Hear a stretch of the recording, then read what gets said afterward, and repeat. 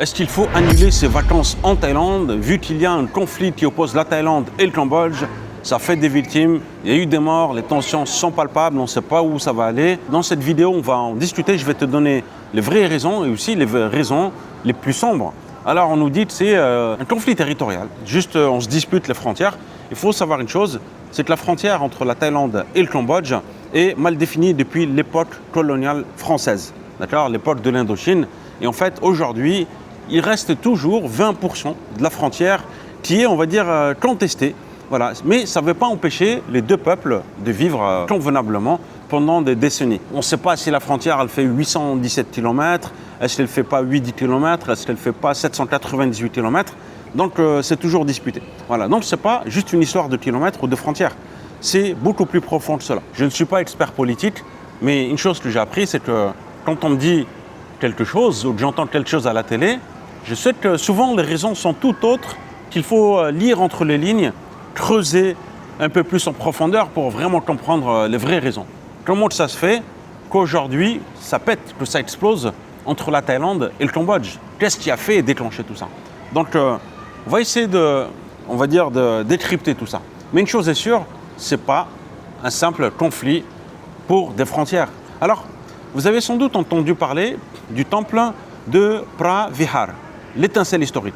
En 2008, ce temple a été attribué au Cambodge. Et cette décision a laissé une frustration du côté thaïlandais, une frustration durable, palpable.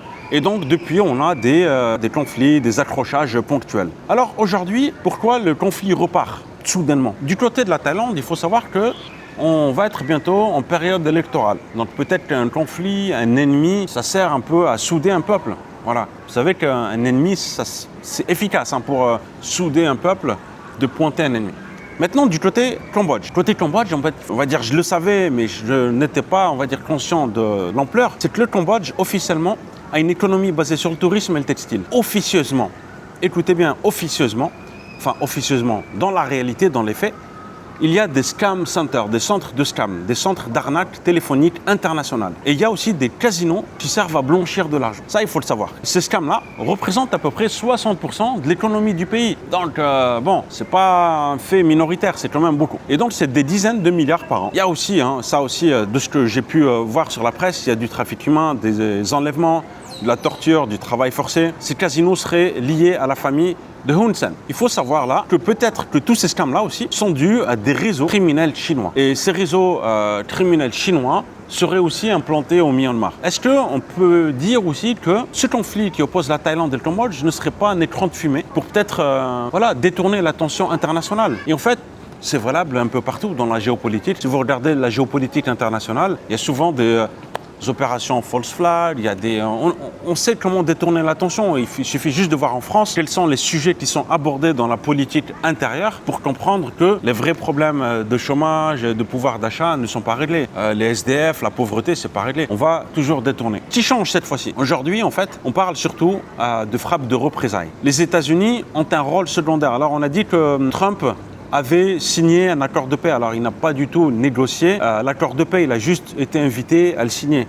Donc, c'était pour qu'à un moment donné, il puisse ajouter à son palmarès comme quoi il aurait résolu 8 conflits dans le monde, 8 guerres. Alors, on peut dire que le déclencheur réel du conflit, en 2025, c'est la pression internationale contre les scam centers. Il y a eu les arrestations, les coupures d'Internet vers le Cambodge. On parle aussi, comme je l'ai dit, du projet thaïlandais de casino, qui représenterait une concurrence directe. Et donc, pour la famille Hun Sen, c'est une menace directe sur son business. Et puis, c'est une menace d'avoir une perte massive d'argent. Et donc, peut-être qu'un conflit frontalier serait un prétexte. Et donc, comme je l'ai dit, en fait, Donald Trump, il a juste servi, en fait, à signer, à faire preuve, montrer son image, faire acte de présence. Et en fait, il n'a rien négocié du tout. Le vrai négociateur, ça a été le Premier ministre malaisien. Et les États-Unis, aujourd'hui, n'ont qu'un simple rôle secondaire. Alors, cela représentait quand même un coût économique énorme parce qu'il y a eu des travailleurs cambodgiens qui ont été expulsés de Thaïlande. Le tourisme, évidemment, il y a une répercussion, ça chute fortement.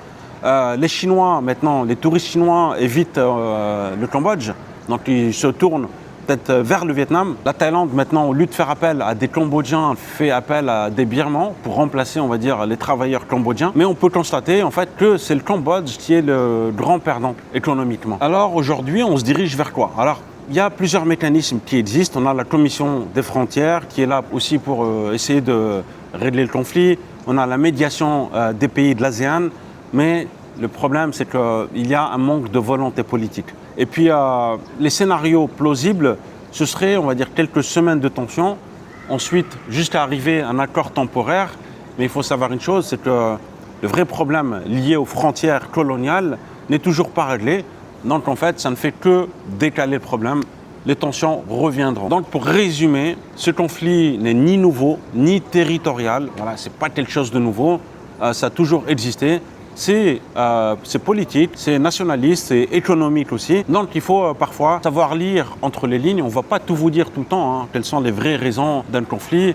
La plupart des guerres qu'il y a aujourd'hui dans le monde, vous allez voir que c'est au sujet de ressources. Okay, ça peut être du gaz, du pétrole, les gazoducs. Vous allez voir que parfois c'est pour avoir un accès à tel détroit. Vous voyez, c'est toujours comme ça. Donc c'est jamais aussi simple qu'on voudrait vous le faire croire. Mais il y a toujours un narratif politique, etc. Comme voilà, valeureux, c'est les frontières. Maintenant, ce que j'ai envie de dire, est-ce que ça doit vous empêcher de venir ici en Thaïlande? Je ne pense pas. Franchement, on va dire, le conflit est situé, on va dire, aux frontières de la Thaïlande. Je pense que voilà, vous pouvez venir. Évidemment, si tu me dis que tu as envie de passer des vacances à la frontière cambodgienne, je vais te dire non. Maintenant, tu peux très bien venir passer un peu de temps aussi à Bangkok, le sud de la Thaïlande. Il y a énormément de choses à découvrir. Et je veux dire, on n'est pas dans un stress. Voilà, on ne se sent pas tous les jours en danger à chaque coin de rue. Le pays, quand même, reste très safe pour du tourisme. Alors, évidemment, moi, je suis en Thaïlande, je suis à Bangkok. Donc, je vous fais cette vidéo, je vous partage un peu mon ressenti. Peut-être que de l'autre côté, à l'extérieur de la Thaïlande, vous devez quand même vous poser des questions. Voilà, vous avez des news qui vous arrivent et vous devez peut-être vous inquiéter. Attends, c'est comment? C'est en guerre le pays? Non, en fait, non. Voilà, je me lève les matins, je veux dire, on ne parle pas de ça avec les locaux. Voilà, c'est quelque chose de bien localisé. Il faut savoir juste une chose, que oui, on se dispute les frontières, c'est contesté. Mais il y a d'autres enjeux. C'est ça le point de cette vidéo qu'il faut retenir. En tout cas, j'espère que vous avez apprécié cette vidéo. Si la Thaïlande ou l'Asie vous intéresse de façon générale, n'hésite pas à t'abonner à cette chaîne. J'ai aussi mon guide sur l'expatriation en Thaïlande. Je te mets le lien dans la description. Prenez soin de vous et je vous dis à très bientôt. Ciao, ciao.